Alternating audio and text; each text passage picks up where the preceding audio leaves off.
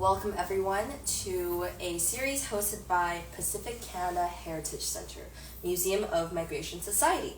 So a little bit about us, PCHC-MoM was incorporated in 2011 and since then has and continued to represent many multicultural educational community events with a focus on trans-Pacific immigration and intercultural explorations. So My Journey, My Roots is our newest 2024 program series that explores the diverse experiences and backgrounds of people who have established bonds between their homeland and Pacific Canada. These series highlight the importance of heritage, culture, and personal narratives. Joining us today for our very first episode is our secretary, Joann Anokwuru, and her daughter. Would you like to introduce yourselves? Yeah, my name is Joann Anokwuru, Dr. Joann Anokwuru. I'm a mother of two lovely kids, Asha and Alexandra, a wife to my darling husband. I'm also a teacher, a special ed teacher with young adults for young adults with disabilities in the Vancouver School District, a sessional lecturer with the Vancouver University of British Columbia, and also an author. That's and awesome. I also organize workshops for teachers as well. That's Yeah. awesome. Going back, you said you're an author. Do you Yes. want to share a little bit about the book here? Oh yeah, I wrote this book, which is Words on Tablets, Affirmation Nuggets. I actually wrote this book when I was doing my PhD then, and it was a struggle, and I found myself when you say sometimes I feel like sinking in, I'm feeling very distraught because I wasn't sure the journey of my PhD, and every day I found myself writing words of affirmation, telling me I can do it, telling me I can achieve it. And I started writing these words of affirmation, sharing them on my WhatsApp status, and next thing, friends were like, shared with me.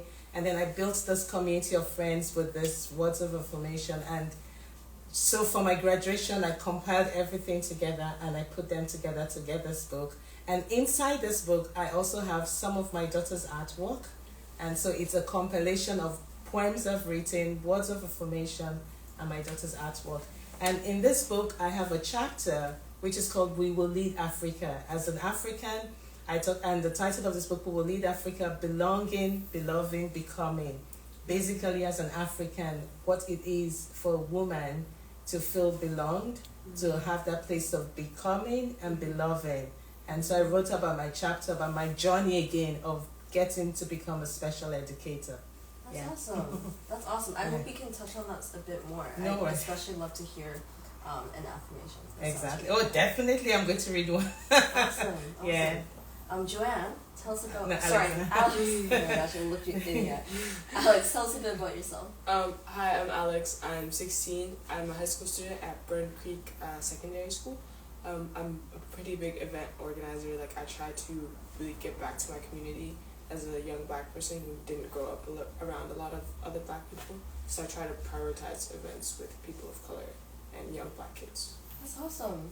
Do you want to share a bit about the book that you're holding? So this is a book that a few kids wrote an event that me and someone else organized. Her name is Alicia, and my name is Alex. So we called it the A&A writing program. So basically, we got a lot of young black kids in our community from the ages 5 to 12. We got exactly 9 black kids, and we got them to write stories about their own personal experience, talking about their culture, their food, their heritage, their music, and compile it into like a diary of sorts. And then we were able to work with them to edit it to improve their writing skills, have it all published in one area, and it was a lot of fun. I'm usually like not a big fan of working with kids, but those kids, I love them so much. They were the sweetest. They're a little crazy, but that's how it is. And yeah. Wow. That's honestly very incredible to hear. I can just see how rewarding it was for you, just by hearing about it. Do you have like one highlight from working with them that you really enjoyed? I'd say the highlight is like looking at the kids realize like how important having a black space was, because a lot of those kids were the only black people in their grades or even in their schools. So I think even the 5-year-old kind of noticed that she was being represented in her space, and that was something that I didn't think they would have been able to realize, but I feel like that's how deep racism runs. It was really cool to watch them like actually prioritize that space. Yeah. Like you watched empowerment happen before your eyes. Yeah. That's so sick. Okay, thank you so much for introducing yourselves. I'm going to ask you both to share a little bit about kind of your journey, but before you came to Vancouver. So what your story is before you arrived here and upon arriving in Vancouver.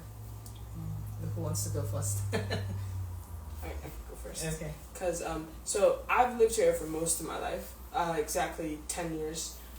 So before that, people assuming that I don't remember a lot, which can be frustrating because they'll say things in our language and think that I don't understand, but I understand perfectly. But I do think something that was really important to me was the food, because so far food here has not hit the same. I keep trying to find that exact type of flavor, but it's like that flavor comes from the heat of Nigeria. Like it comes from the individuals working, and it can't be replicated here, but like that's okay, you know. And then my experience here, when I first came here, a lot of people were actually quite nice to me, but it was like I was a shiny new toy, and then shiny new toys get old. So eventually that whole like, oh, there's a black person in our class, be nice to her type of thing died down. It's really interesting that you say that, because I think Joann pointed out a similar experience, but in the workplace with like tokenizing. And it's really interesting to see this parallel. Like for you were super young and in school, but you still recognized that there was this excitement over the novelty of just your race being here, and then like you said, being compared to a toy, and that the novelty of the toy runs out. I mean, for me, I came to Canada for my master's degree, and I remember the first day I flew from Nigeria here and getting to YVR airport, I was like, damn. Because even in the plane, flying from Amsterdam all the way to Vancouver, I realized I was the only person of my color in that part of the plane I was in. This was a big plane. And then I got to the airport and I realized I looked left, right, everywhere. I was looking for black people. I didn't find any. That was the biggest shock I got. And then I got to UBC. I tried to get into my, to my residency. And I literally sat in front of the building and I started shedding tears. Because that was when reality hit me. I was like, wow. And but you see, one thing I will say, being an educator, one thing that really struck with me, and I'm glad that the same professor I met the first time became my PhD supervisor finally. I remember walking into the classroom and she said, hey, you must be Joann from Nigeria. And I heard this is what is going on the news. For me, that was the biggest connection. And I will never forget that. Shout out to my professor, Professor Karen Meyer. She's a professor emeritus. That alone spoke tons, because that was connection. Because moving forward, every single class I find myself, I'm either the only black person, I'm working in the Faculty of Education or working in UBC then. This was 2013. The number of black people you see here now, it's not the same number then. Now, I mean, the numbers now, you're walking down the street and you're finding 2, 3, 4, 5 people. Then I could just be in bus 49 going from UBC to Metrotown. I'm the only person in the bus. So it was really a tough space. And then getting into certain places, when I started walking and I realized in certain jobs and in certain offices I go into, and I'm looked at, hey, what are you doing here? You will see that written expression on the face. Is it that I'm not meant to be in that kind of job, or I'm not meant to be doing that kind of thing? And it just tells a lot. Facial expression actually speaks volumes, even without you saying anything. And I'm one person that I tend to read a lot. I read people a lot. So I can read your facial expression, I can read your body language, and that way it shows me if you're either receptive towards me or, again, using the word tokenization. And 3 or 4 days ago, I saw an illustration on Instagram, no, on LinkedIn, and that illustration spoke volume, because especially after the time of George Floyd, where, then it became, yes, Black Lives Matter, we want more Black people. And then I started thinking, okay, you want more Black people, but is it my voice you want? Or is it my color you want? Or is it as a piece of tokenization to say, hey, we have someone Black in this space, but how much of my input is accepted or is received? It's another level. That's true. And just like my daughter said, you that toy that you all, how did you phrase it? A shiny new toy. A shiny new toy. And then after a while, the shiny new toy actually fades. That's the tokenization we're talking about. Yeah. I think also just being treated as, more of an object, right? It's like inclusivity is so different from anti-racism. We talked about this a bit ago, but just including someone and being like, oh, we have people of color in this organization doesn't mean they are represented. Like, respect and also, hearing their input is equally as important. Like we say, when you try to include someone, there's this analogy I say, you invite me to the table for me to be included in your dinner. But then which food are you giving me to eat? Are you giving me the food on the platter on the table, or are you giving me the crumbs under the table?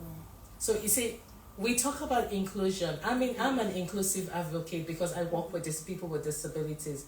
One thing is to say, oh, this classroom, this school, this space, we have kids with disabilities. But whose voice is heard? Whose voice is included? Do you recognize me being at the table with you eating? Or let's even give you another analogy again. It's where, oh, let's go to the dance floor. And then you invite everyone to the dance floor, but then you say, hey, don't dance. Just be standing there. Right. So you've included me to the dance floor, but you've told me you can't dance. Right. Yeah. That's where inclusion, there's that disparity. Right. There's that disconnect. Yeah, that's true. I think it reminds me of how, like, I think minorities in general, like, it's viewed as, like, they'll just, like, sit there and be quiet and then be grateful, and they won't, like, shake the grounds or anything. And then, I mean, it kind of reminds me of, like, the model minority myth as well, where you feel like, like you can be at the table as long as you act right, and then you're, like, easily replaceable just because of, I guess, your race or your skin tone. Exactly. Yeah. That's really compelling. A lot of your analogies make so much sense, and I haven't heard of those before. I want to talk about whether you have any stories or memories from your family and how they have profoundly impacted you. And I guess, first of all, like, how many family members do you have in Vancouver? My mom, my dad, not my brother. He lives in Kamloops, so my mom and my dad. But I'm personally very big on found family. People who you meet and then treat you like family. That's what I'm very big on, because my community isn't here, but there are certain people who their community are also not here, but they have this sense of emotional intelligence and empathy to treat me like I'm their community. So I reciprocate that energy. Whoa, that's awesome. Yeah. What about you? Any profound memories? I miss home, because I come from a very large family, very large. And my kids were, so on both my paternal and maternal side. So, and unfortunately, it's just myself, my husband, and my kids that are here for now. But we have more family in the US, and that's why, like, today now, I was talking to my daughter, was it today or yesterday, and she's already said, hey, mommy, this is a family we're going to visit. Yeah. So every year I try to get my kids to the US to go see all the extended family, and it's a tough one because I know most times when my kids are flying back to Vancouver, you could see the emotional breakdown in them. Their faces is like, mommy, you're taking us away again from family, but I'm glad, like, as they said, as my daughter said, and even my son, they've learned to build family, from friends they've made here, but for me, I know I grew up with my dad, my mom, my late dad, my mom, very, very close-knit family. And my cousins, we have a WhatsApp group on both sides. My cousins on my paternal side, cousins on my maternal side. Even one of my cousins sent me a message this morning. Hey, Joann, what time is your Instagram? I was like 4 a.m. She says, okay, I'll try to be awake, Joann, because she's in Nigeria. So that's how I miss the time. I grew up with my grandmother. I remember every December we all visit my grandmother in the village. And so instead of her dishing her food in different plates, she puts it in a very large dish and gets all of us to sit down around the dish. And so you see, it's the survival of the fittest. Each of us trying to use our hands. So that was close bond my grandmother tried to facilitate. And I tell you, that has really carried us all along. And that's the same thing I'm trying to transfer to my kids. And that's why my kids connect with their cousins all the time. Already my kids already, I've told my son, oh, when you come home this summer, you and your sister, you're going to visit your cousins here and there. So they tend to plan all of this. And in 2 weeks' time, she's also going to be seeing a part of my family she's never met. Oh, very excited. Yeah, she's going to be seeing a part of my family she's never met. So I try to make sure that they still stay in contact with family, even though we're in Canada, we're so excluded from everyone. Yes, I have cousins in Toronto, but not in Vancouver. So we're talking about Pacific Canada, but most of my family in Canada are on the East Coast. Gotcha. Yeah. And it's a tough call.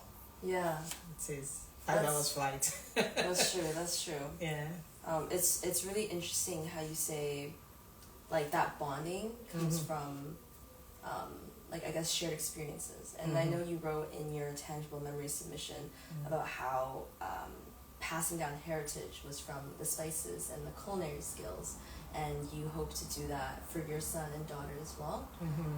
I was reading it and I wondered if it was beyond just the skills and the spices themselves. Like, the experience would be different. That passing on heritage would be different if you went to culinary school, but it's actually the shared experience of learning that and teaching that is part of passing down your heritage. Yeah, I know my kids know I love to cook. And so my cooking didn't start from me. It started from my mom and then from my grandmother. And amazingly, my son loves to cook. And she loves to cook. Her own type of food, But it's amazingly, but the thing is that she loves more Nigerian dishes in comparison to her brother. It's so funny, but her brother really loves to be, he keeps telling me, oh, mommy, I can't wait to become a sous chef. And I'm like, wow, this is generation, coming down. Because, you can see I went for a naming ceremony today. And I was like, you know what, I need to take part of me to this naming ceremony. And I made a typical jollof rice and plantain. And everyone there was like, oh, wow, what type of rice is this? And you could see, for me, that's true love. And that's the true meaning of family, which what my grandmother did. And my grandmother passed on to my mom. And ask my kids, literally every Saturday, Sunday evening, this house is filled up with people. And what are we doing? Breaking bread. And when we say breaking bread, eating jollof rice and eating food, yeah. That's awesome. Yeah. Do you think that's something that you're going to share with your daughter? Like, teaching that cooking? Yeah, Mom, do you like sharing your space when you cook? I don't think so. No, That's fair. No, when I cook, I want it's just the things that I relish the kitchen space. Valid. and I don't want anyone around there, because when I'm cooking, it's like I tell people, like, I could be busy the entire day, but then when I go into the kitchen is my place of being, the BEING. I embody the kitchen, and so I don't want anyone else being there, because I just love, I find myself in a different world once I enter that space. But even though, like this morning, she says, oh, mommy, I will help you fry plantain while you're cooking. And then I knew better than to say that. I was like, I took that back. Because I was like, don't worry. But then by the time she came out, I've done the plantain. Yeah. You know, so that's it. But again, they see. But when they go into the kitchen space, they do their thing because they see. Like they use this phrase. My kids use this phrase. Once mommy enters the kitchen, she says she's cooking a meal. She ends up cooking a what? A feast. It's like, you just said you were going to cook one meal, but you've just made a sperm. I'm like, yes, that's it.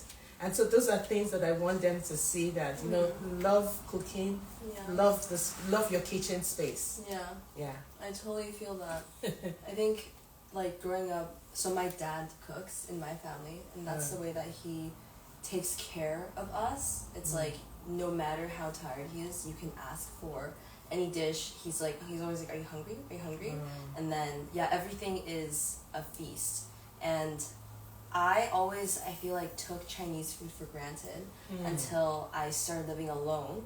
And I realized I don't, like, cooking Western food does not make me feel the same way as cooking Chinese food. Like, in the zone, it feels like therapy, right? Like, when you go into the kitchen and, like, no one else is around and you know exactly what's going on, and it's like, you can think clearly, and also you're producing love at the end of the day, like, after you finish cooking.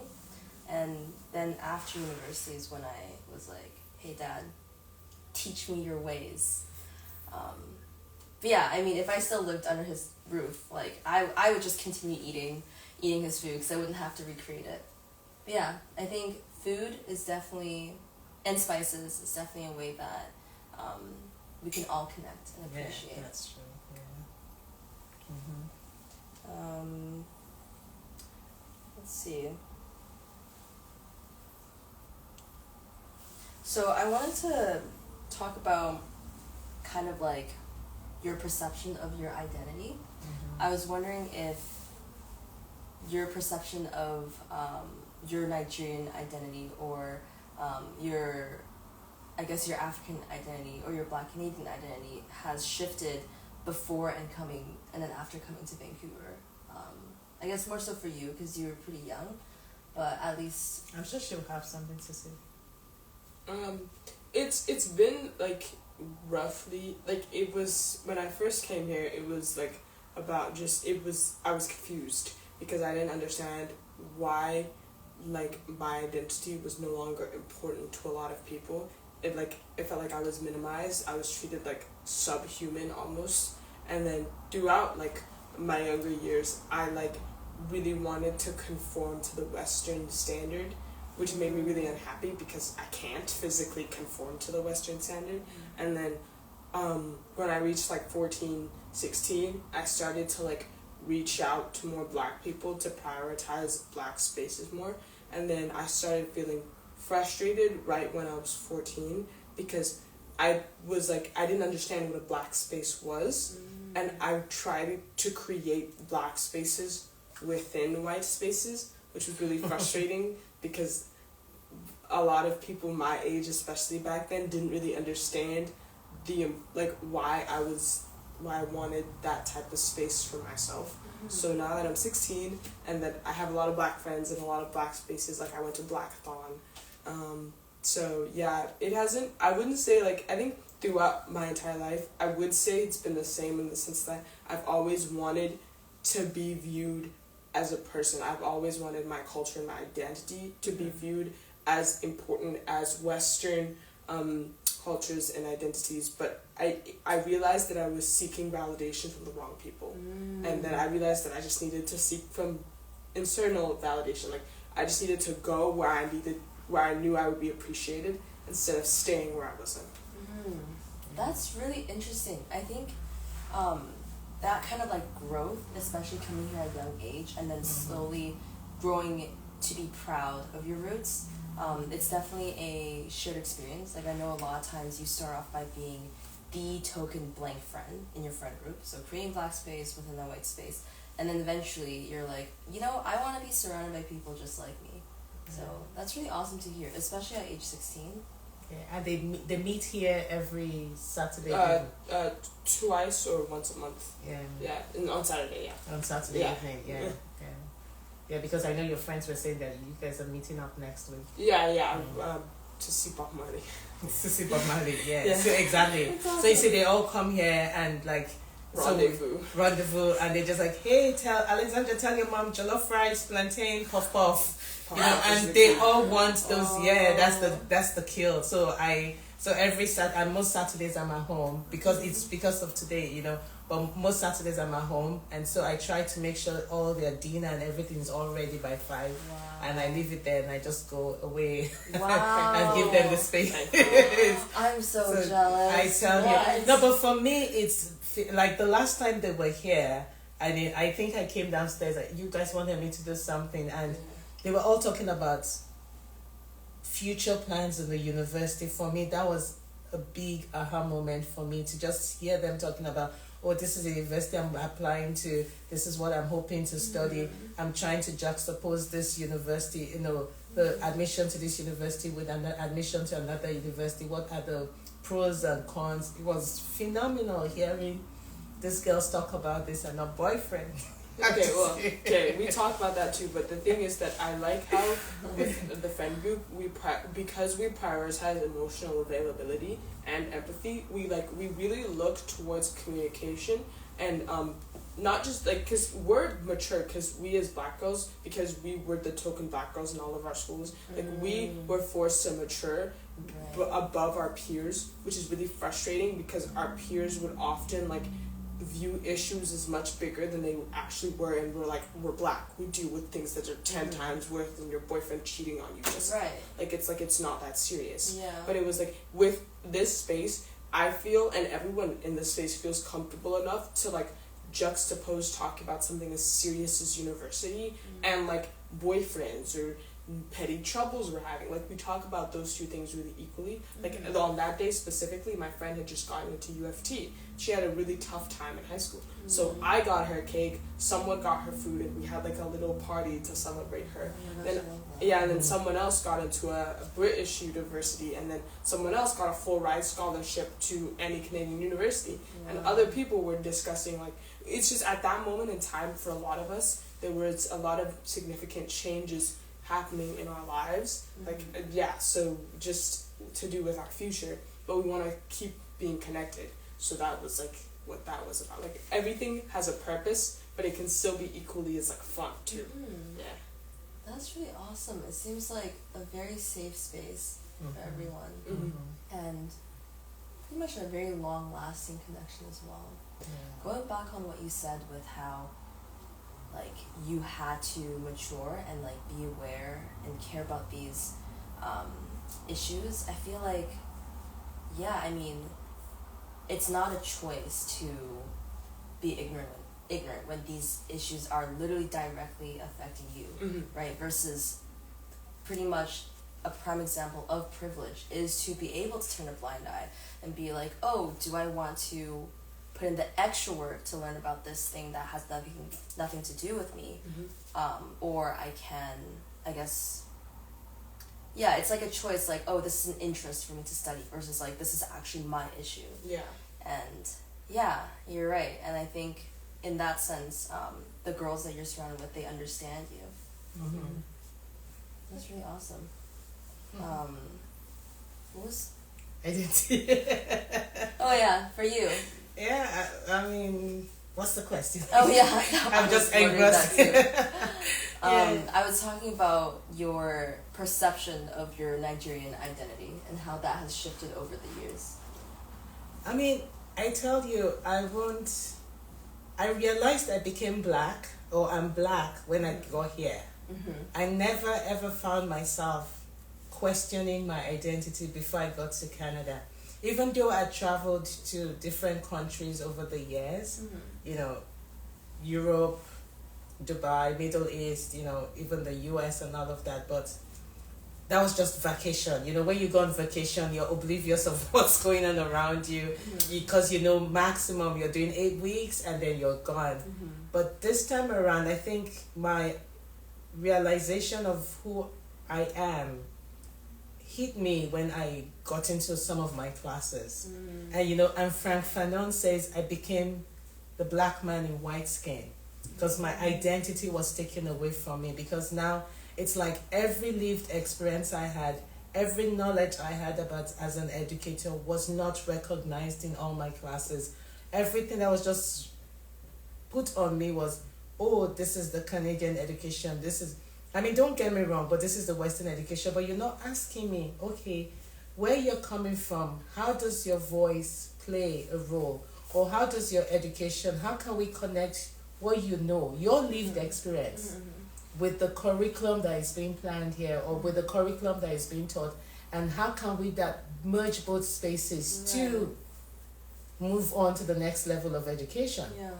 You know, and that's for me as an educator and someone, there's a theorist we all tend to quote, which is Ted Ayoki from UBC as well. He's passed on, I think it was, and he says curriculum as lived and curriculum as planned. Meaning we have the planned curriculum and we also have the lived experience of all of us who are learners. How do you bridge the gap and bring those two spaces together to plan your lesson? Yeah. And so again, for me, coming back to who my identity is, being in Nigeria, I never questioned who I was. Yes, I could question myself about, because I come from a culture that is very patriarchal. You know, it's all about the male folk and not the women folk. But because I had a father and a mother who believed that a girl child has a voice, and that way my parents put me on a higher pedestal, same as my siblings.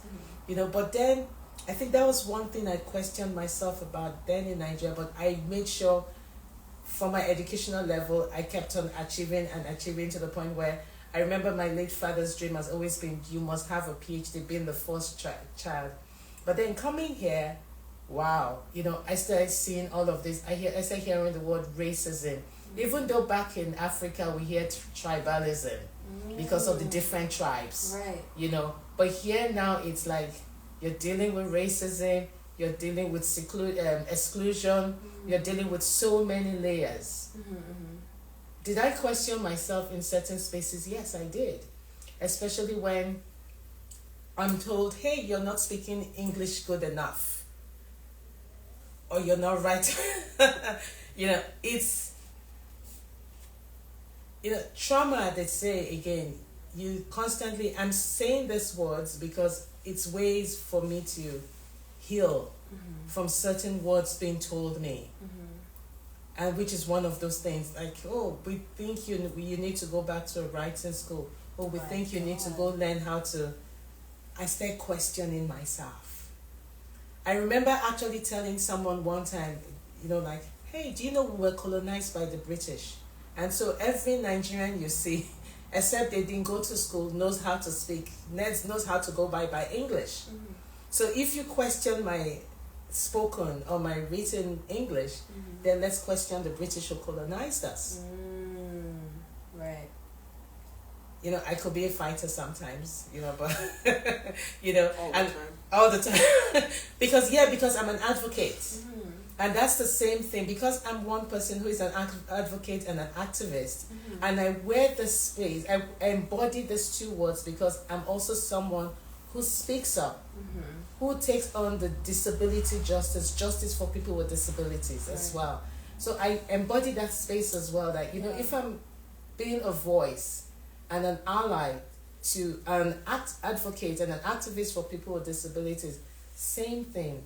For myself being black, and for younger black girls, and for other black people around me, hey, no one should tell us less of, no one should minimize us or look down on our identity and say, hey, you're not black enough or you're too black to be in the space. Right. Like, who is the gatekeeper in blackness? Exactly. Because our color doesn't define us. I actually have a poem here which I'm going to read. Oh, please. I think it was one of those spaces where I had trouble identifying my space with. Okay, what do you see? A woman, a person of color, a mother, an educated individual, an educator, an outspoken individual, a graduate. All these and more, subdued by society, marginalized by culture, erased by history, tainted by the other, held down by the strong. If only you could see beyond the color, you will not hold me down. If only you can hear the voice of my inner being, crying to be free. You will not hold me down. If only you can see the sparkle in my eyes, you will not blindfold me. I cry for justice. I scream out to be free. Enough is enough. Let me breathe. Let me rise to a new dawn. Do not hold me down. Wow. You know, this was... That's very compelling. Yeah, this was when I was struggling with identity. Right. You know, yeah. I was gonna say, earlier you mentioned how you did have some struggles and you would have affirmations all the time. Yeah. And that made me think maybe the struggles that you're talking about right now, that's where this book was birthed. Yeah. I also really love how there's a line called saying to see me beyond my color. And I think that's really important because it's different from to not see color. Exactly. Because it is impossible. That is erasing history, right? To be colorblind. Yeah. But seeing beyond color is Mm-hmm. very different. Yeah. I know. So what do you want me to read, Nikki? An affirmation. Yeah, maybe like an affirmation that I guess for when you're feeling down, for when you're feeling... I have another poem I wrote about the I like beauty. that painting. Yeah, she has all those paintings as well. Wow. Yeah, she has. She did this painting, Alexandra. That's incredible. Yeah. So she has a compilation of paintings in this book as well. Alex, can you explain like what this painting is? Like? So basically, when I was 12, like I had I was looking into like how much paint that each one of my paintings would take, and I was kind of concerned because I was like, oh my god, I'm using so much paint. So I gathered up all my extra paint, and I was like, okay, I actually need to like plan this thoroughly. And like the person I had in mind a lot was there was this one particular teacher who like really wanted to nurture my painting. I was like, okay, like I really want to make this individual proud. So I like prioritized that. And then another thing was I was trying out a different technique with like the blowing and then like the pink underneath.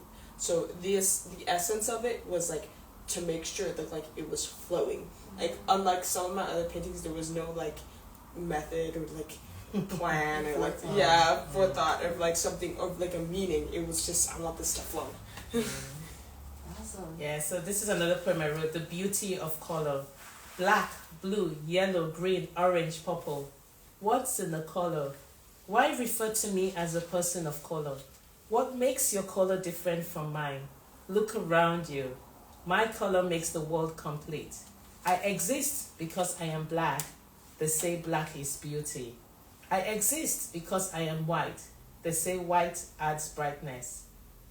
Beauty and brightness coexist to make the world a better place for my children and grandchildren to live.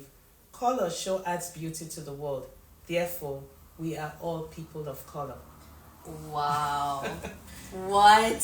Goosebumps. Yeah. Oh my gosh. Where can we find this book? It's on Amazon. Wow. It's Amazon. And it's on Kindle as well. Wow. Yeah. It's on Kindle as well.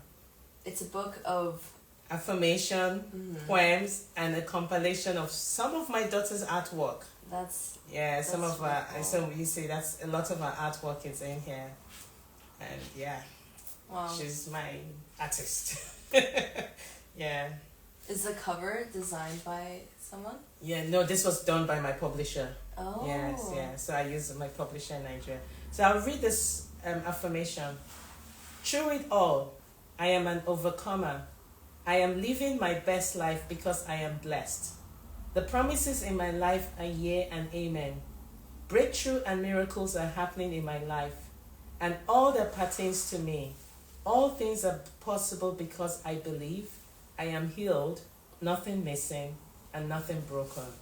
Because through all of this journey, I felt very sick 2 years ago. And it really, I was having issues with my heart. I was in and out of the hospital. I was out of work for almost 2 months. So it's, again, I think that was just the pressure of school, environment, my kids seeing the journey, having to deal with so many things they were going through in school. It's a tough space. I can tell you it's really a tough space. And again, sometimes I look back to, like as my daughter said, there's some people who became family and, kudos to Wendy and Santa Ono. They just became family. And to Craig O'Brien, my pastor, and his wife Helen O'Brien. Oh wow, beautiful people. My professors, Samson Nashon, Karen Meyer, Leighton Schnellert, Jennifer Cates, and then Carly Christensen. Oh wow, these were people that they were not family per se, family, what we call family, but they became family.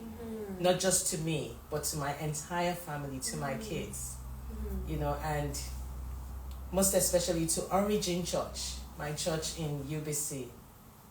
I mean, there's no other place to be besides being in Origin, but I tell you, through all the journey, through every space, I can't, my family's life, my family being in BC, Pacific Canada, is not complete with some of these people I've called, if not all of them, and more, Yeah.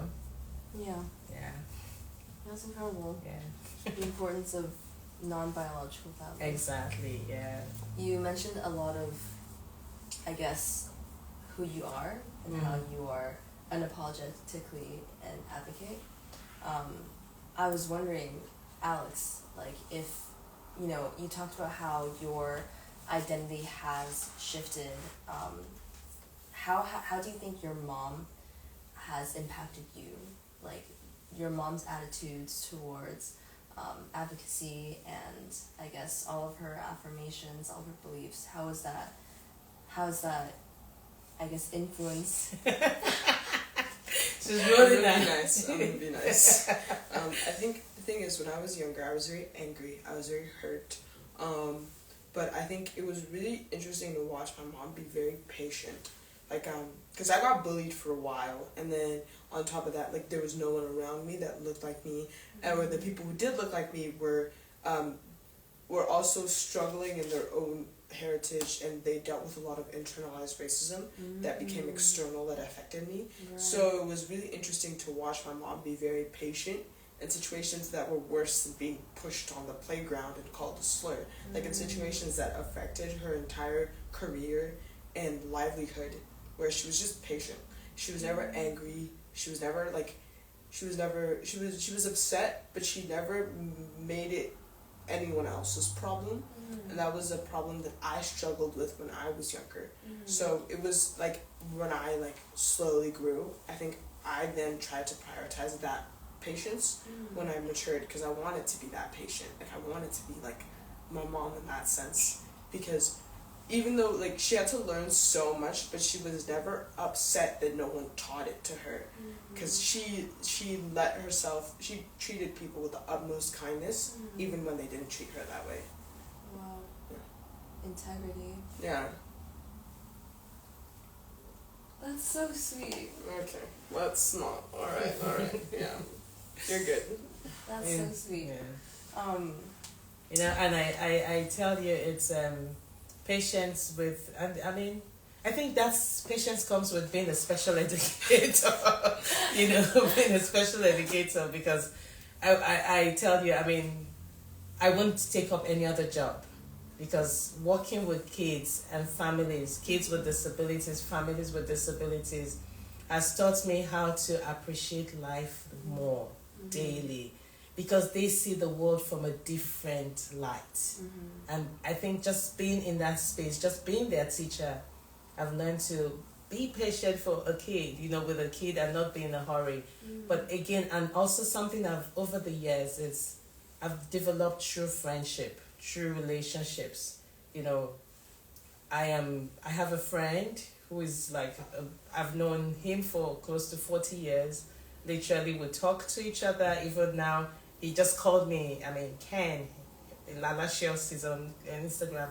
It's like, you're supposed to be going live soon. How are you? So that's the person I was like, are you supposed to be going live soon? Are you all set up and everything? So he's constantly aware of, that's true friendship, that's true relationship. Someone that can that you can wake up in the middle of the night and say, hey, this is what I'm going through. Yeah. Especially again, my journey being he's been in the US longer than I am, so he knows what the setting is. Even though US is completely different, you have more black people, but when I came here and I was going through all of those spaces, I was like, wow, is this, how do you deal with this?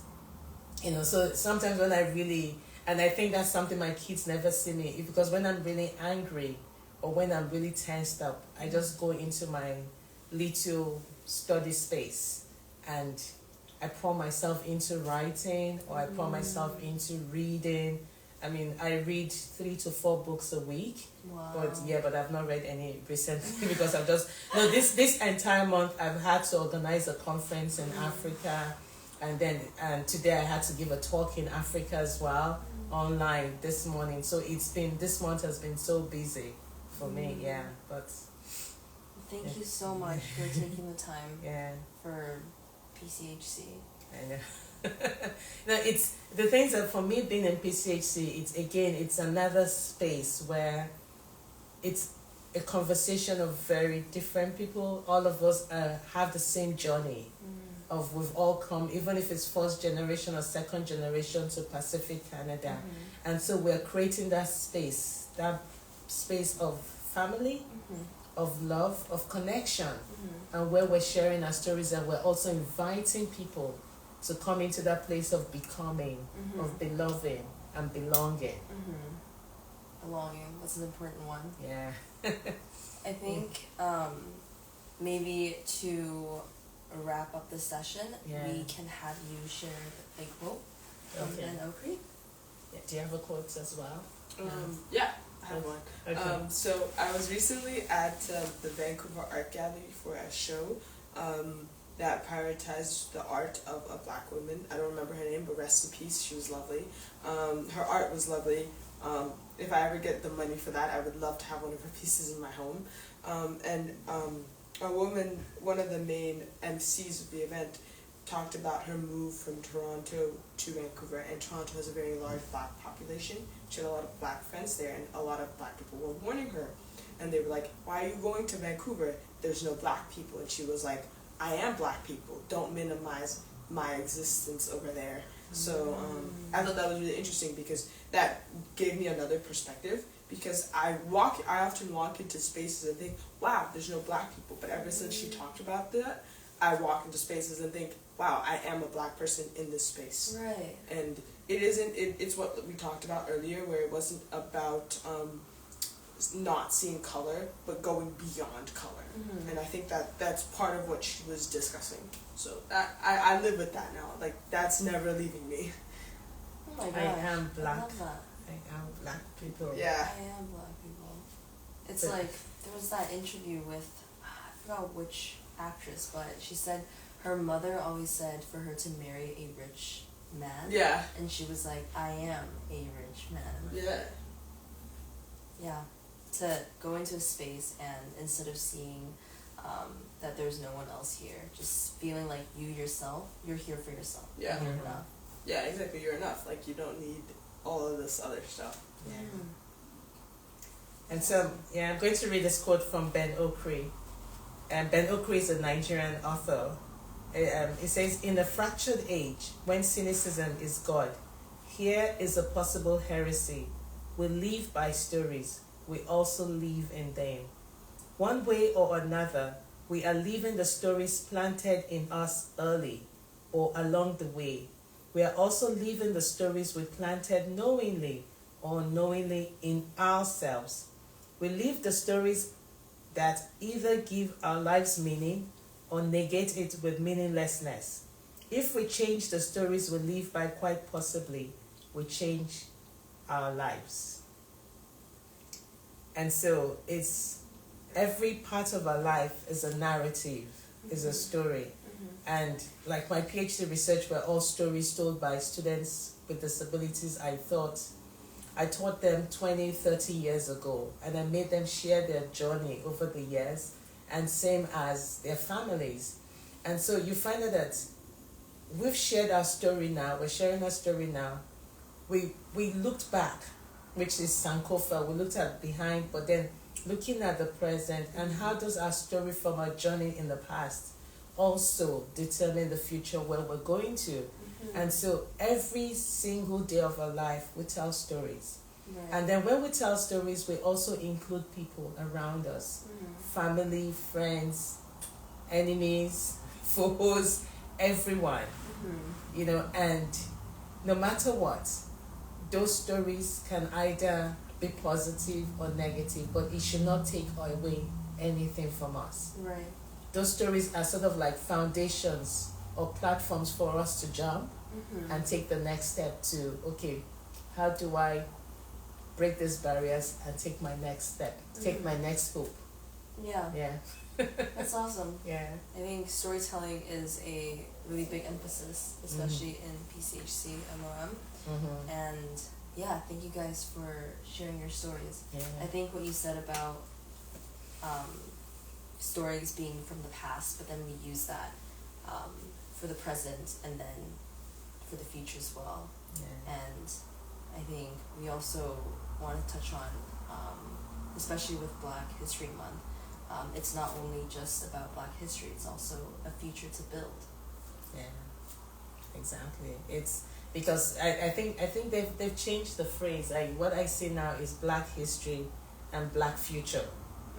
Because how does the history and history from the past inform our present and also direct our future? Because it's not, we should stop dwelling on the past, but then using the story from the past, which is Sankofa says, retrieving things from the past to also tell us what is the next step. How do we pave the way for the future generation? You know, and I would like to end this by using the phrase Ubuntu. I am because you are. You are because I am. And so in PCHC, I am because you are. We are all together. Wow. Thank you. That's brilliant. Yeah. Thank you so much, you guys. Thank you. Please check out Joann's book on Amazon. On Amazon, this one, and I have a chapter in this book. Yeah, we will lead Africa. This is a compilation of different people in Africa doing things together, and this is my book and my book. Remember, support kids of color. They're very, very important for our future. Yeah. And you should talk about your project. You're doing another one this year. Yeah, we're planning on doing another one this year. Like I said, this one was really fun, so I'm very excited to be able to put together this year's. Because now we've moved, so now we're in a more Black community, like a community with a higher percentage of Black kids and Black people. So it's really nice to be able to connect with new people as well as, you know, to talk about like some of the other kids we worked with as well. That's awesome. Yeah. All right, thank you so much. We'll see you soon for our next episode. Please keep updated on our social media.